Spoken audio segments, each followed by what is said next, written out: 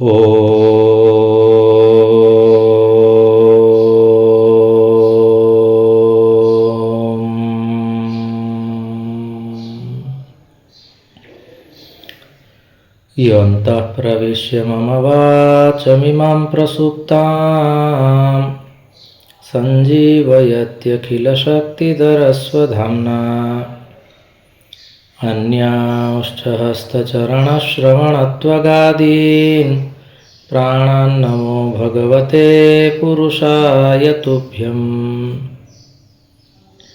अनन्याश्चिन्तयन्तो मां ये जनाः पर्युपासते तेषां नित्याभियुक्तानां योगक्षेमं वहाम्यहम्। सदाशिवसमारम्भां शङ्कराचार्यमध्यमाम् अस्मदाचार्यपर्यन्तां वन्दे गुरुपरम्पराम्। गुरुर्ब्रह्मा गुरुर्विष्णुः गुरुर्देवो महेश्वरः गुरुः साक्षात् परं ब्रह्म तस्मै श्री गुरवे नमः। ओम शांति शांति शांति। परमश्रद्धेयाः परमपूज्याः अनवरतस्मरणीयाः प्रभासतीर्थस्य अधिष्ठातारः प्रथमज्योतिर्लिङ्गाः भगवन्तः श्री सोमनाथचरणाः, भगवन्तः रसराजप्रभवः, भगवन्तः पुराणपुरुषोत्तमाः, अस्माकं सद्गुरवः पूज्याः गुरवः तथा च शास्त्रप्रणयिनः विद्याव्यासङ्गिनः श्रवणभक्तिनिष्ठाः संस्कृतभाषानुरागिणः भवन्तः सर्वेऽपि सज्जनाः स्वजनाः। भगवतः पुराणपुरुषोत्तमस्य कृपाप्रसादेन विभोरवात्सल्येन अद्य पुनरेकवारं वैशाखमासे शुक्लपक्षे द्वादश्यां भृगुवासरे एतदनुसारं मे मासस्य 9 दिनाङ्के 25-उत्तर-द्विसहस्रतमे वर्षे विद्याव्यासङ्गं कर्तुं शास्त्रचर्चां कर्तुं भगवत्पादानां वाणीं गातुं श्रोतुं च अस्माभिः अवसरः सम्प्राप्तः। इदमस्ति अस्माकं सर्वेषां परमं सौभाग्यम्। अत्रावसरे भवत्सु विराजमानं परमात्मानं नत्वा भवतां सर्वेषां स्वागतं च कृत्वा पुनरेकवारं वयं मङ्गलाचरणपूर्वकम् एतस्य सत्रस्य शुभारम्भं कुर्मः। सर्ववेदान्तसिद्धान्तगोचरं तमगोचरं गोविन्दं परमानन्दं सद्गुरुं प्रणतोऽस्म्यहम्। भगवत्पादाः इदानीम् एकस्य नूतनस्य प्रकरणारम्भं कुर्वन्ति। सावधानेन अस्माभिः इदमपि श्रोतव्यं वर्तते। आत्मलाभाय आत्मज्ञानाय आत्मोन्नत्यै च इदं प्रकरणं वर्तते। अत्र प्रकरणमस्ति अध्यासनिरासः। अध्यासशब्दस्य कः अर्थः, निरासशब्दस्य कः अर्थः, तदत्र 16 पद्यैः 16 श्लोकैः 16 कलात्मकमिदं प्रकरणम् अस्माभिः शनैः शनैः अवगन्तुं प्रयत्नः क्रियते। आदौ श्लोकः, तत्र प्रथमं पद्यं स्वात्मन्येव सदा स्थित्वा मनो नश्यति योगिनः वासनानां क्षयश्चातः स्वाध्यासापनयं कुरु। एवं प्रकारेण इदं पद्यमस्ति अनुष्टुप् छन्दसि। आदौ अस्माभिः एतस्य पदच्छेदः कर्तव्यः वर्तते।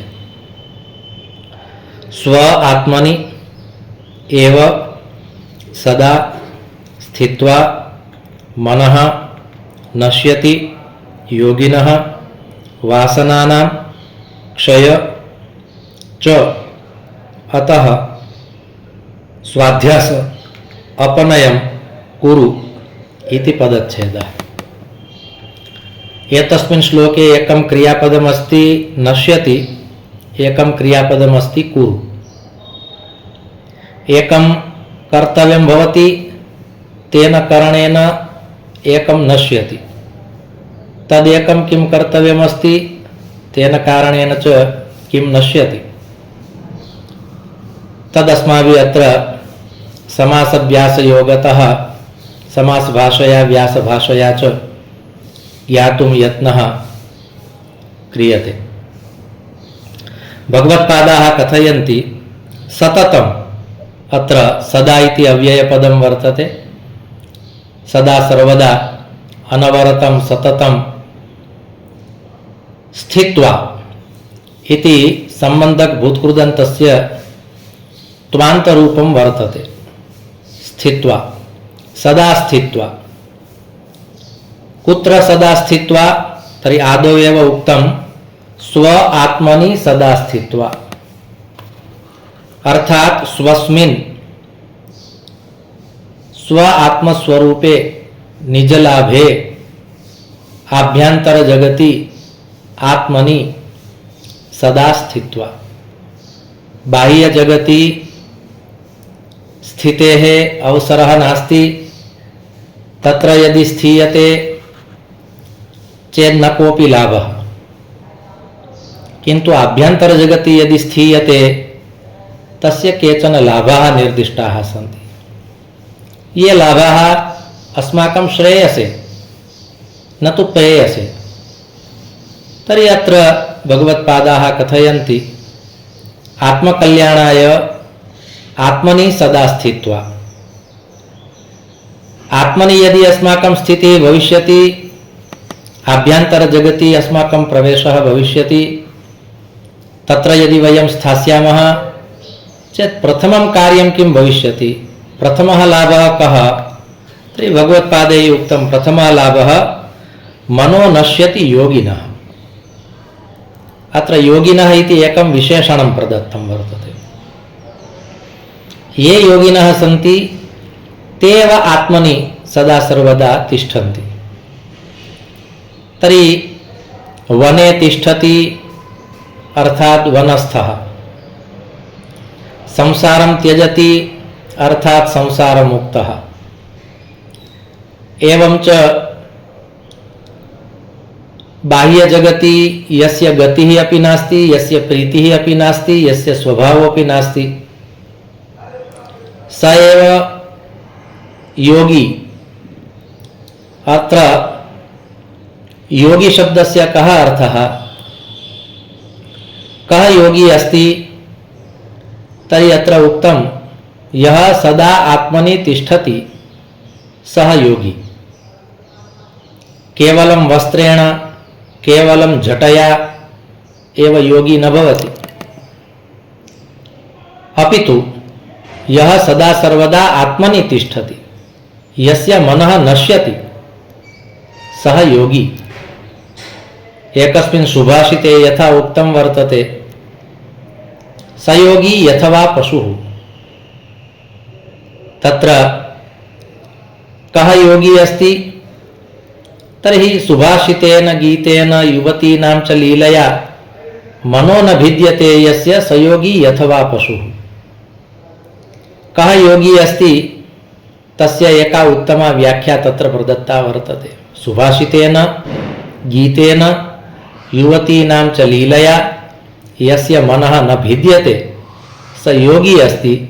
यदि सः योगी नास्ति चेत् सः पशुः अस्ति। तर्हि अत्र उक्तं यः सदा सर्वदा आत्मनि तिष्ठति। कदाचित् कदाचित् आत्मनि तिष्ठति इति न उक्तम्। अत्र सदा इति अव्ययपदेन अनवरततया सततं यः आत्मनि तिष्ठति स योगी भवति। एवं च तस्य मनः नश्यति। मनोनाशः कर्तव्यः वर्तते। यदि एकवारं मनः नष्टं भवति पश्चात् सर्वमपि कार्यं बहु सरलतया साधयितुं शक्यते। अतः अत्र उक्तं स्वात्मन्येव सदा स्थित्वा मनो नश्यति योगिनः। इदं पूर्वपदं वर्तते। अनेन पूर्वपदेन उक्तं योगिनः मनः सदा आत्मनि स्थित्वा नश्यति। एवं प्रकारेणापि अन्वयं कर्तुं शक्यते। पश्चादुक्तं वासनानां क्षयश्चातः। वासनानां क्षयः अतः वासनानां क्षयो भवति। वासनानां क्षयो भवति इति कृत्वा स्वाध्यास अपनयनं कुरु, अपनयं कुरु। स्वाध्यास अपनयं यदि किमपि अस्माभिः नाशनीयं वर्तते, यदि किमपि नष्टं कर्तव्यमस्ति चेत् एकमेव कार्यं नष्टं करणीयं वर्तते, तत् कार्यमस्ति स्वाध्यास। अत्र शब्दः वर्तते स्वाध्यास। यत्र स्वाध्यास शब्दस्य अर्थः भवति भ्रान्तिः। स्वाध्यास शब्दस्य अर्थः भवति स्व अध्यास। वस्तुतः शब्दः अस्ति स्व अध्यास। स्वस्य भ्रान्तिः, स्वस्य भ्रमः, स्वस्य अज्ञानम्। अन्यस्य अज्ञानं नष्टं भवेत्, तदर्थं यदि प्रयत्नः क्रियते भवतु, प्रयत्नः करणीयः, किन्तु प्रप्रथमः अस्माकं प्रयासः कस्मिन् विषये? स्व अध्यास अपनयन विषये। अर्थात् स्वस्य भ्रमः, स्वस्य भ्रान्तिः, स्वस्य अज्ञानं नष्टं भवेत्, तदर्थं प्रयत्नः कर्तव्यः। तर्हि अत्र भगवत्पादाः कथयन्ति यदि एकवारं मनः नष्टं भवति पश्चात् वासनानां क्षयः भवति। यदा वासनानां क्षयः भवति तदानीं भ्रान्तीनां, भ्रमणानाम्, अज्ञानाम् अपि नाशः भवति। तर्हि यदि किमपि त्वया कर्तव्यमस्ति चेत् एतत् कुरु। भगवत्पादे उक्तम्। अत्र कृ धातु प्रयोगः वर्तते। एवञ्च लोट्लकारे भगवत्पादे उक्तं यदि त्वया किमपि कर्तव्यमस्ति चेत् इदं कुरु।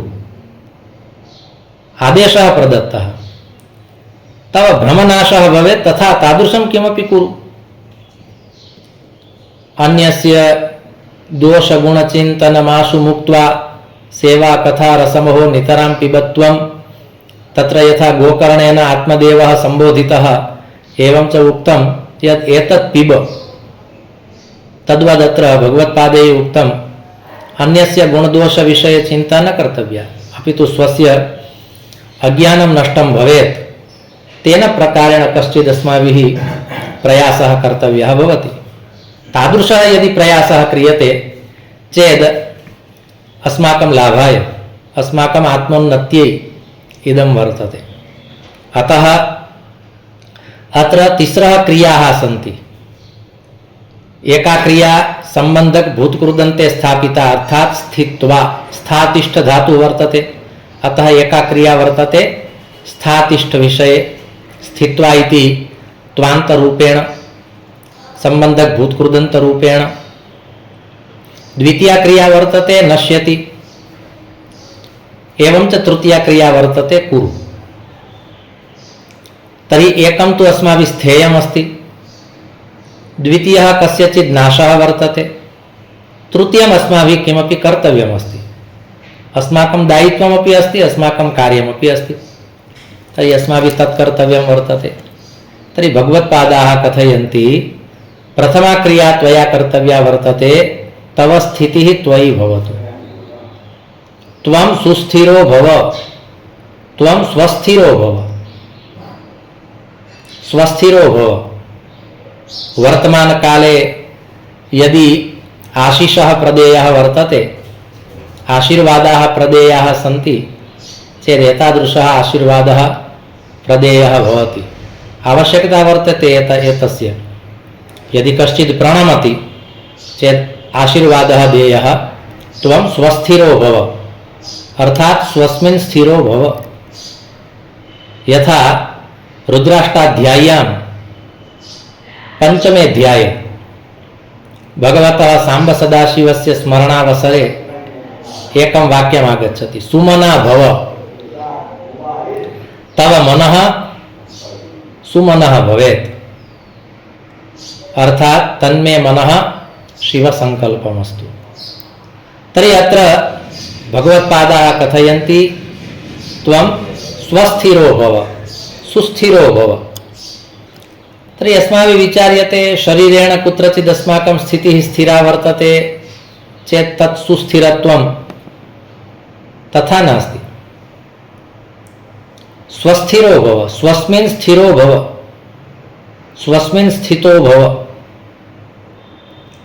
विचलितता नास्ति चेत् सुस्थिरता आगच्छति। अत्र स्वस्थ शब्दस्य अर्थः अस्माभिः आयुर्वेदेन ज्ञातः वर्तते। समदोष समाग्निश्च समधातुमलक्रियः प्रसन्नात्मेन्द्रियमनः स्वस्थ इत्यभिधीयते।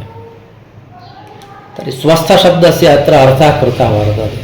स्वस्मिन् स्थितः स्वस्थः, स्वस्मिन् स्थितः इति स्वस्थः। अस्माभिः स्वास्थ्यदृष्ट्या एव एतस्य शब्दस्य प्रयोगः क्रियते।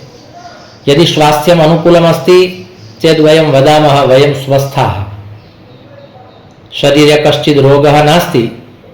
एवं च यदि वयं निरामयाः चेत् अस्माभिः उच्यते वयं स्वस्थाः। किन्तु निरामयत्वेन रोगरहितत्वेन एव स्वस्थता नास्ति। स्वस्थता इत्यस्य अर्थः तत्र आयुर्वेदे कृतः वर्तते समदोषः। अस्माकं शरीरे त्रयः दोषाः सन्ति। ते त्रयः दोषाः नाम कफ पित्त वात। कृष्णत्वदीयपदपङ्कजपञ्जरान्ते अद्येव मे विशतु मानसराजहंसः प्राणप्रयाणसमये कफवातपित्तैः कण्ठावरोधनविधौ स्मरणं कुतस्ते। तर्हि कफपित्तवातैः त्रिभिः दोषैः यदा मनुष्यः समः भवति, अर्थात् तस्य शरीरे एते त्रयः दोषाः समानरूपेण विराजन्ते, अर्थात् कफवृद्धिः नास्ति, पित्तवृद्धिः नास्ति, वातवृद्धिः नास्ति। अस्माभिः स्वस्थता विषये अयम् एकः एव भावः गृहीतः। रोगः अर्थात् किम्? तर्हि त्रिषु दोषेषु कस्यचित् एकस्य वृद्धिः, अर्थात् रोगः। कफवृद्धिर्भवति चेदपि स्वास्थ्यं समीचीनं नास्ति इति अस्माभिः उच्यते। पित्तवृद्धिर्भवति चेदपि स्वास्थ्यं समीचीनं नास्ति इति उच्यते। वातवृद्धिर्भवति चेदपि स्वास्थ्यं समीचीनं नास्ति इति अस्माभिः उच्यते वा कश्चित् जानाति वा अस्माभिः तथा प्रतीयते। किन्तु स्वस्थतायाः इदमेकं लक्षणं नास्ति। समाग्निश्च, समदोषः समाग्निश्च।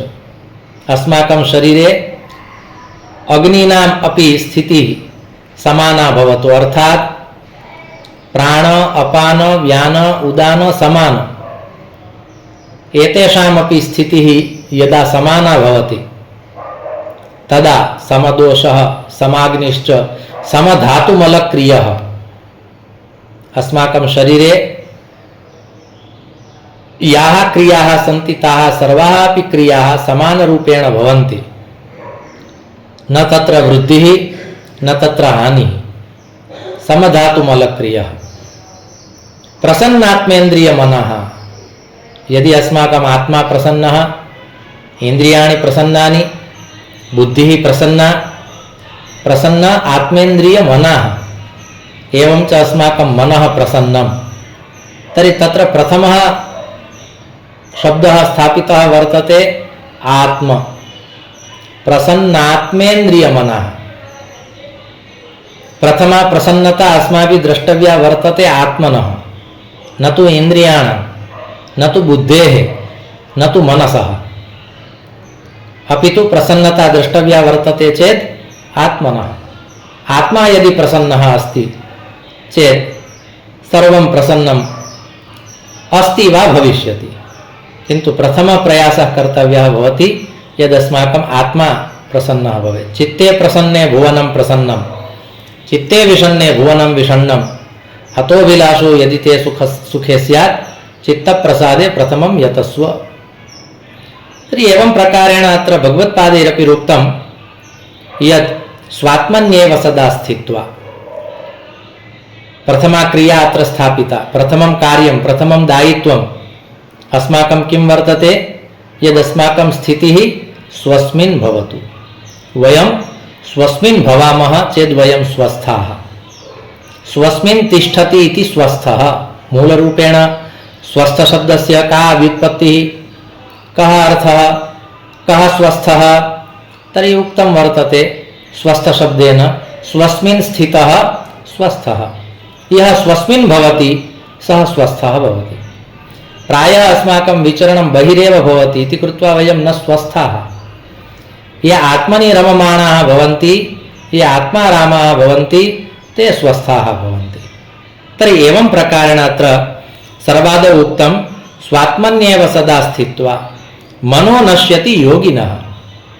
योगिनः मनः नश्यति, अर्थात ये स्वस्मिन् तिष्ठन्ति तेषां मनः नश्यति, ते योगिनः सन्ति।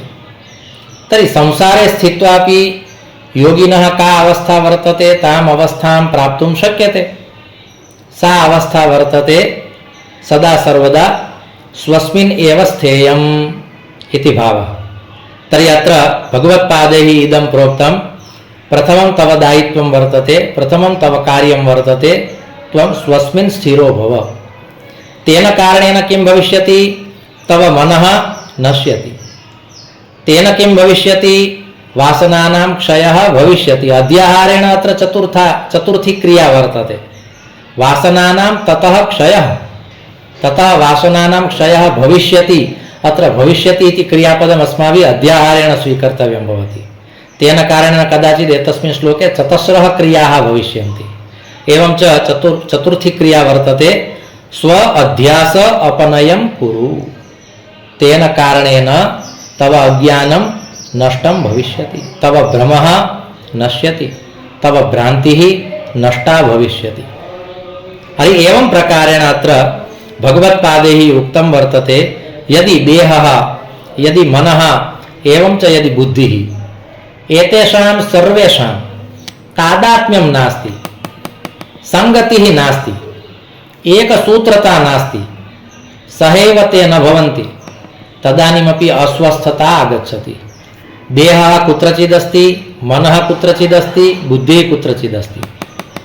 अस्माकं स्थितिः एतादृशीरेव वर्तते। एकस्मिन् समये शरीरेण मनसा बुद्ध्या अस्माकं स्थितिः एकस्मिन् स्थाने न भवति। मनः कुत्रचित् भ्रमति, बुद्धिः कुत्रचित् विचारपरायणा वर्तते, देहः स्थूलभावेन स्थूलदेहेन वयं कुत्रचित् स्थिताः स्मः। किन्तु अत्र भगवत्पादाः कथयन्ति एतत्त्रयं यदा सहैव तिष्ठति तदा आत्मस्वरूपस्य बोधः भवति। तर्हि आदौ अस्माकं प्रथमः प्रयासः तस्मिन् विषये भवतु यत्र मम देहः अस्ति तत्रैव मम बुद्धिः अस्ति, तत्रैव मम मनः अस्ति। यदि प्रामाणिकतया अस्माभिः पृच्छा क्रियते, स्वात्मने स्वयं पृच्छामः यद् देहः तु इदानीम् अत्र वर्तते, किन्तु मम मनः कुत्र अस्ति, अस्माभिः प्रष्टव्यं भवति हे मनः त्वं कुत्र असि। पश्चात् अस्माभिरेव प्रष्टव्यं भवति हे बुद्धिः वा हे बुद्धि वा हे बुद्धे त्वं कुत्र असि। पश्चात् प्रामाणिकतया यद् उत्तरं प्राप्यते त्वत्स्वस्मै एव देयः वर्तते, देयमस्ति, उत्तरं देयमस्ति स्वात्मने। यद् मम देहः तु इदानीं कदाचित् अस्ति अत्र, किन्तु मनः कुत्रचित् भ्रमति, बुद्धिः कुत्रचित् विचारपरायणा वर्तते। भगवत्पादाः कथयन्ति एतत्त्रयस्य अर्थात् देहस्य, बुद्धेः, मनसः तादात्म्यभावं विना, अर्थात एकसूत्रता भवेत् त्रयाणामपि, चेदपि स्थिरता आगच्छति। स्थिरतायाः अस्थिरतायाः इदमपि एकं कारणं वर्तते यद् एतत्त्रयं मिलित्वा न तिष्ठति इति कृत्वा चाञ्चल्यमस्ति। अस्माभिः भगवद्गीतया ज्ञातुं शक्यते। यतो यतो निश्चरति मनश्चञ्चलम् अस्थिरं, यत्र यत्र मनः गच्छति तत्र तत्र पृष्ठे अस्माभिः स्थेयं भवति। तद्वदत्र पुनः भगवत्पादाः स्मारयन्ति। तर्हि स एव जनः, स एव मनुष्यः, स एव योगी अनन्तब्रह्मणः आत्मस्वरूपविषये चिन्तनं कर्तुं प्रभवति। ब्रह्मतत्त्वस्य चिन्तनं कर्तव्यमस्ति, आत्मतत्त्वस्य चिन्तनं कर्तव्यमस्ति चेत् एतत्त्रयं स्थिरं भवेत्, एकस्मिन् समये एकस्मिन् स्थाने भवेत्। अस्माकं परम्परायां देशकालयोः बहु महत्त्वं वर्तते। वयं कस्मिन् देशे तदपि महत्त्वपूर्णम्। अत्र देशशब्दस्य अर्थः अस्ति स्थानम्। एवं च कालविषयेपि महत्त्वं प्रदत्तं वर्तते। कस्मिन् काले भवन्तः प्रातःकाले श्रवणाय उपविशन्ति, मध्याह्नकाले श्रवणाय उपविशन्ति, सायंकाले श्रवणाय उपविशन्ति वा रात्रौ श्रवणाय उपविशन्ति। कालानुगुणमपि श्रवणे अस्माकं स्थिरत्वम् आगच्छति। प्रातःकाले अस्माकं मनः शान्तं भवति इति कृत्वा विशेषतः श्रोतुं ज्ञातुं च अवसरः वर्तते। मध्याह्नकाले पुनः रजोगुणः आगतः भवति, तद्वद् रात्रौ पुनः तमोगुणः अस्मासु आरोहणं करोति इति कृत्वा कदाचित् तावती स्थिरता नागच्छति, सात्विकता नागच्छति इति कृत्वा आत्मतत्त्वविषये ब्रह्मतत्त्वविषये ज्ञातुं जिज्ञासा अपि न भवति, एवं च प्रवृत्तिरपि न भवति। अस्माकं सर्वेषां प्रायः अनुभवः। कारणं ऋषिभिः मुनिभिः ब्रह्ममुहूर्तस्य महिमा गीतः वर्तते। किमर्थं ब्रह्ममुहूर्तस्य महिमा गीतः? किमर्थं प्रातःकालः धर्मकार्याय नियुक्तः, मध्याह्नकालः कार्यं कर्तुं, व्यवसायं कर्तुं, व्यापारं कर्तुम्, उद्योगं कर्तुं निर्धारितः, एवं च रात्रिकाले आरामः कर्तव्यः, विरामः कर्तव्यः, विश्रामः कर्तव्यः, निद्रा प्राप्तव्या। तमोगुणः वर्तते, तस्मिन् समये चित्तं स्थिरं न भवति। अतः भगवत्पादाः कथयन्ति देहः मनः बुद्धिः त्रयाणां संगतिः भवति। पश्चात् यदि देशकालविषये पुनः स्थिरता आगच्छति, देशः अपि उत्तमः वर्तते, कालः अपि उत्तमः वर्तते चेदपि आत्मतत्त्वविषये ब्रह्मतत्त्वविषये जिज्ञासा भवति। भवतु आत्मतत्त्वं वयं जानीमः वा न जानीमः, पश्चादागच्छति अयं विषयः, किन्तु प्रथमतया कः विषयः आगच्छति? आत्मतत्त्वविषये ब्रह्मतत्त्वविषये जिज्ञासा अस्ति वा न इति प्रथमं दायित्वं। ज्ञातुम् इच्छा अस्ति चेत् वयं ज्ञास्यामः, ज्ञातुमेव इच्छा नास्ति, भूतले बहवः जनाः भ्रमन्ति, किन्तु जिज्ञासा केषु जनेषु वर्तते? आत्मजिज्ञासा, ब्रह्मजिज्ञासा।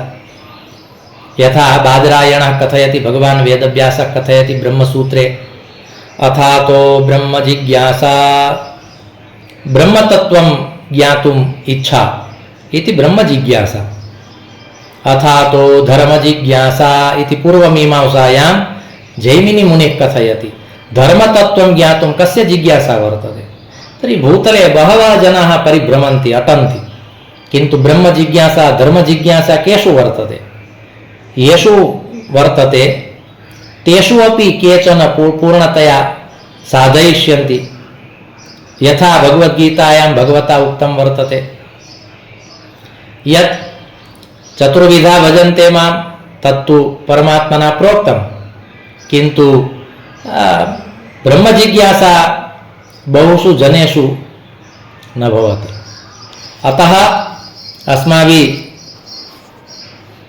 सावधानेन इदं चिन्तनं कर्तव्यं वर्तते। मनुष्याणां सहस्रेषु कश्चिद् यतति सिद्धये, यततामपि सिद्धानां कश्चिन् मां वेत्ति तत्त्वतः।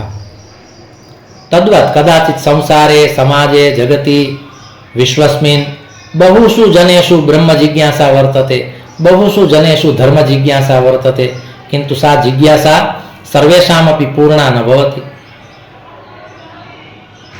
शुश्रूषा तु बहुषु जनेषु भवति, यद् मया श्रोतव्यमस्ति, शास्त्रं श्रोतव्यमस्ति, शास्त्रं श्रोतव्यमस्ति, किन्तु श्रवणं के कुर्वन्ति?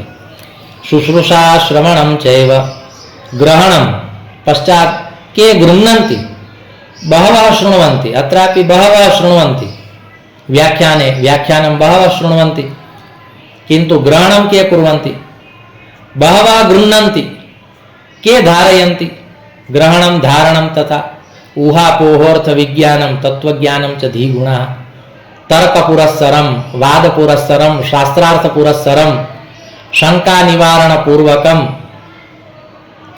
ऊहापोहोर्थ विज्ञानम पश्चात अनुभूतिम यावत् के गच्छन्ति शुश्रूषा बहुषु वर्तते श्रवणं के कुर्वन्ति श्रवणं बहवः कुर्वन्ति धारणं के कुर्वन्ति धारणं बहवः कुर्वन्ति ऊहापोह कुत्र वर्तते अर्थात तर्क प्रतिष्ठा पूर्वकम तर्हि एवं प्रकारेण भगवत्पादाः कथयन्ति ते तु विरलाः जनाः भवन्ति भगवता अपि उक्तं मनुष्याणां सहस्रेषु कश्चिद् यतति सिद्धये यततामपि सिद्धानां कश्चिन् मां वेत्ति तत्त्वतः कश्चिद् विरलः पुरुषः भवति यः मां तत्त्वतः वेत्ति पूर्णतया बोधः ईश्वरः पूर्णतया कीदृशः वर्तते तेपि बहवः न जानन्ति यदि ईश्वरे आक्षेपाः भवन्ति चेत् अस्माकं तु का कथा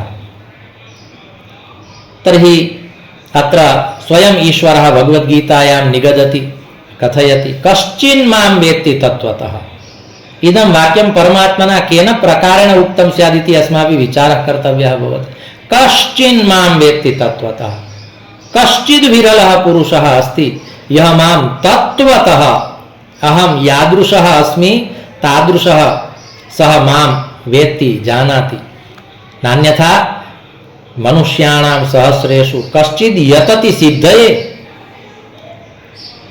यतताम् अपि सिद्धानां कश्चिन् मां वेत्ति तत्त्वतः तै अत्रापि भगवत्पादैः उक्तं यत् स्वात्मनि एव सदा स्थित्वा मनो नश्यति योगिनः मनः नश्यति यदि मनोनाशः भवति चेत् सर्वाण्यपि कार्याणि बहु सरलतया साधयितुं शक्यते सर्वाण्यपि कार्याणि सरलानि भवन्ति कदा यदा मनो नश्यति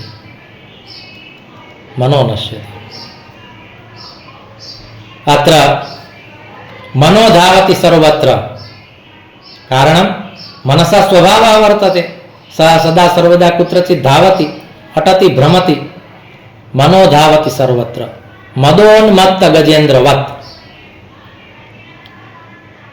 रामायणे रामलक्ष्मणयोः संवादः वर्तते वनवासे तस्मिन् समये भगवान् श्रीरामः कथयति मनो धावति सर्वत्र मदोन्मत्त गजेन्द्रवत् पश्चात् यस्य अंकुशपूर्णा बुद्धिः वर्तते तत्र अंकुशं कर्तुं निग्रहं कर्तुं यदि बुद्धिः अस्ति अर्थात् मनोनिग्रहः भवति बुद्ध्या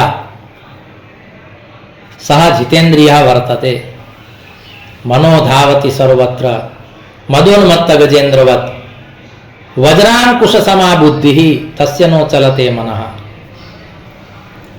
वज्रांकुशसमा बुद्धिः वज्रम इंद्रस्य यथा वज्रमस्ति तद्वद् अंकुशपूर्णा यस्य बुद्धिः वर्तते अर्थात यस्य बुद्धिः तस्य नियन्त्रणे अस्ति मम बुद्धिः तान् विचारान् एव करोति यान् विचारान् अहम् इच्छामि अन्यत्र न गच्छति यथा श्रीमद्भागवत महापुराणे पितामहः भीष्मः कथयति मम बुद्धिः मम मतिः मम नियन्त्रणे अस्ति इति मतिरुपकल्पिता वितृष्णा भगवति सात्वत पुंगवे विभुम्नि तर्हि तत्र सः पितामहः भीष्मः कथयति मम मतिः आजीवनं मम नियन्त्रणे आसीत् इति कृत्वा अन्तकाले तृष्णारहितां बुद्धिं निवेदयामि समर्पयामि स्वीकुरु त्वमेतद्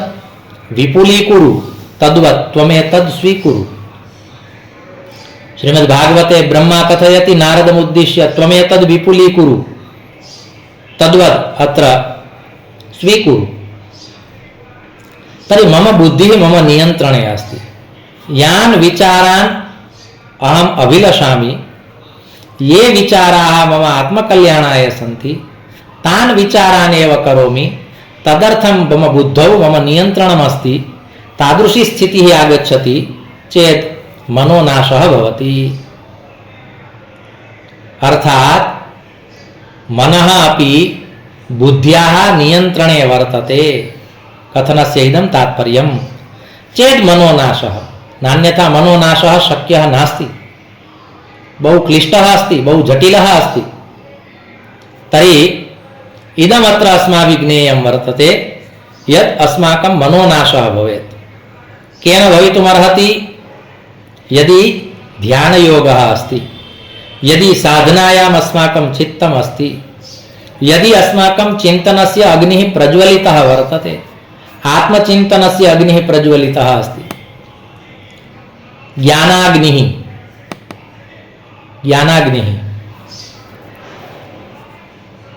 श्रीमद्भगवद्गीतायां भगवान् कथयति, यस्य ज्ञानस्य अग्निः प्रज्वलितः तत्र सर्वाण्यपि कर्माणि भस्मीभूतानि भवन्ति। भगवतः इदं वचनं वर्तते, ज्ञानाग्निः सर्वकर्माणि भस्मसात् कुरुते अर्जुन।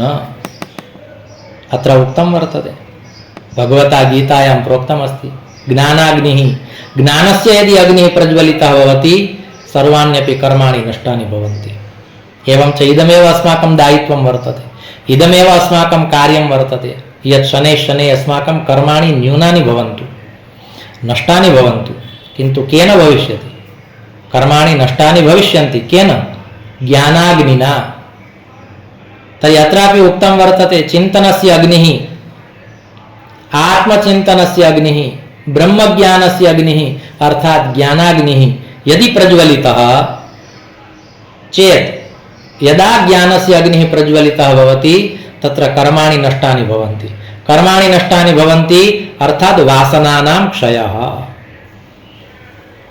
वासनानां क्षयः भवति। कदा कुत्र वासनानां क्षयः भवति? यदा यत्र ज्ञानस्य अग्निः प्रज्वलितः भवति तदा तत्र वासनानां क्षयः भवति। वासनानां क्षयः नाम कर्मणां क्षयः। कर्मणां नाशः भवेत् तदेव महत्त्वपूर्णमस्ति। तर्हि अत्र भगवत्पादाः कथयन्ति, यदा वासनानां क्षयः भवति पश्चात् स्व अध्यास अपनयं कुरु, अर्थात् तव भ्रमनिवारणं भवतु। त्वया एव तव अज्ञानस्य नाशः कर्तव्यः वर्तते। गुरुः प्रेरयति, गुरुः बोधयति, गुरुः मार्गदिशति, मार्गं दिशति, मार्गदर्शनं करोति, किन्तु तत् कार्यं त्वया कर्तव्यमस्ति इति अत्र भगवत्पादाः कथयन्ति। तर्हि स्वात्मन्येव सदा स्थित्वा मनो नश्यति योगिनः, वासनानां क्षयश्चातः स्वाध्यासापनयं कुरु। एवं प्रकारेण इदं पद्यम् अस्माभिः ज्ञेयं भवति। अस्तु, कालः अत्र पूर्णतां गच्छति इति कृत्वा द्वाभ्यां श्लोकाभ्यां सत्रमिदम् अस्माभिः भगवच्चरणयोः समर्प्यते। धर्मस्य विजयो भूयाद् धर्मस्य पराभवः, प्राणिनां चैव सद्भावः भूयाद् विश्वस्य मङ्गलम्। सर्वे भवन्तु सुखिनः, सर्वे सन्तु निरामयाः, सर्वे भद्राणि पश्यन्तु, मा कश्चित् दुःखभाग् भवेत्। ओम शान्तिः शान्तिः शान्तिः। ओम।